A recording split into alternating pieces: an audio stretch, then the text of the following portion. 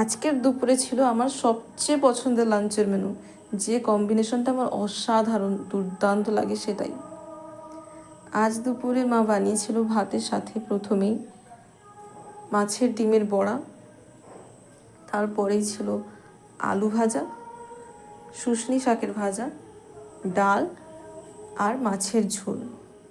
তো আমার যে কম্বিনেশনটা পছন্দের সেটা হচ্ছে ভাত, ডাল আর যে কোনো একটা ভাজা আর সাথে পাতিলেবু। এই কম্বিনেশনটা আমি বরাবরের ফ্যান। মা অনেক দিন বাদে এই কম্বিনেশনটা রান্না করলো দুপুরের লাঞ্চে, আমি দেখেই খুবই খুশি হয়ে গেছিলাম।